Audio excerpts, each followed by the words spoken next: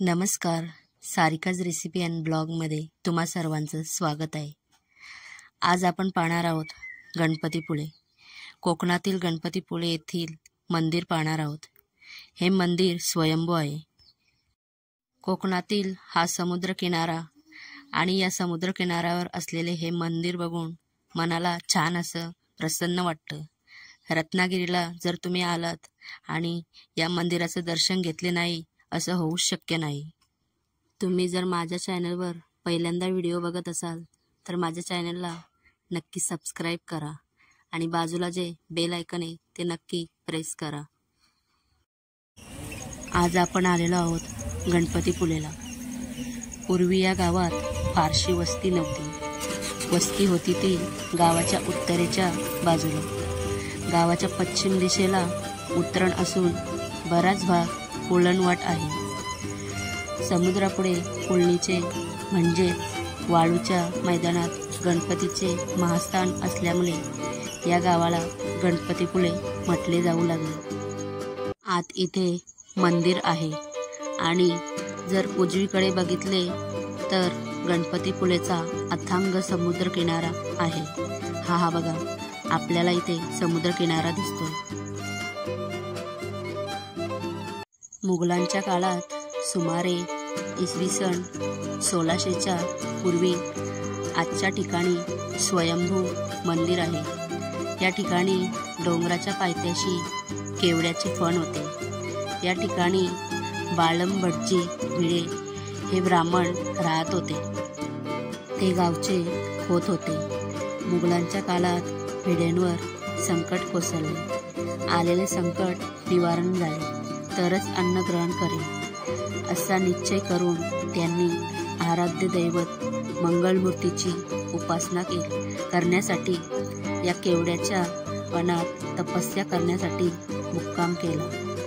अन्न पाणी वज्र करणाऱ्या भिडेंना एके दिवशी दृष्टांत झाला की मी या ठिकाणी भक्तांच्या कामना पूर्ण करण्यासाठी प्रकट झाले। माझे निराकार स्वरूप डोंगर हे आहे। माझी सेवा पूजा अर्चना कर, तुझे संकट दूर होईल असा दृष्टांत झाला। याच काळात भिडे यांची गाय दूध सतत काही देत नव्हती म्हणून गुराख्यांनी बारीक लक्ष ठेवले।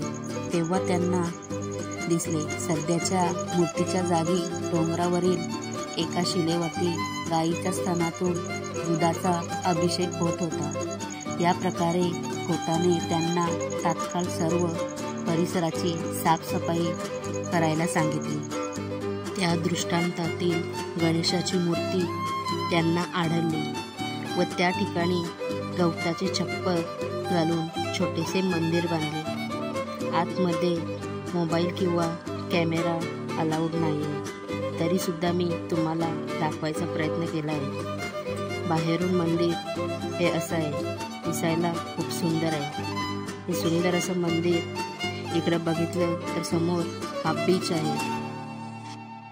मंदिराला प्रदक्षिणा करायची असेल तर पूर्ण डोंगराला प्रदक्षिणा करावी लागते, कारण गणपतीचं स्थान हे या डोंगराच्या कातलाला लागून आहे।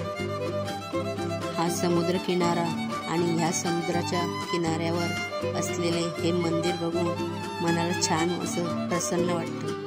रत्नागिरीला जर तुम्ही आले आणि या मंदिराचे दर्शन नाही घेतले असं होऊ शक्य नाही।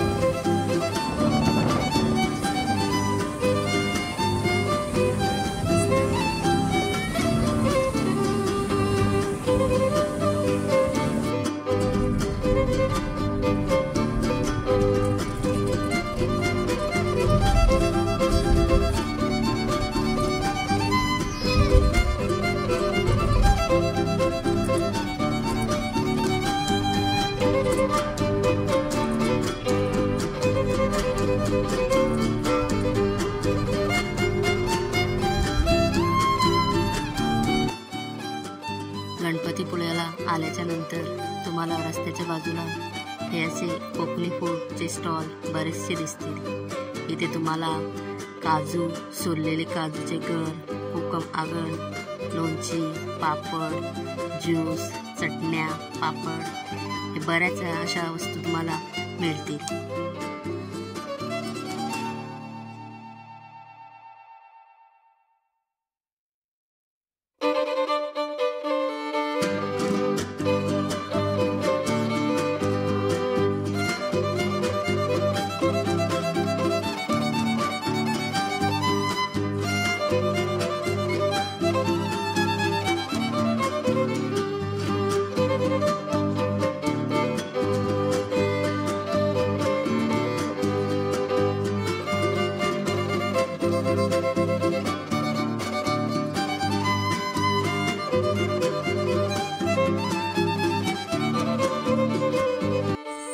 तुम्हाला आजचा व्हिडिओ कसा वाटला हे मला कमेंटमध्ये नक्की कळवा। आता आपण चाललेलो आहोत मालवण म्हणजेच तारकर्लीला।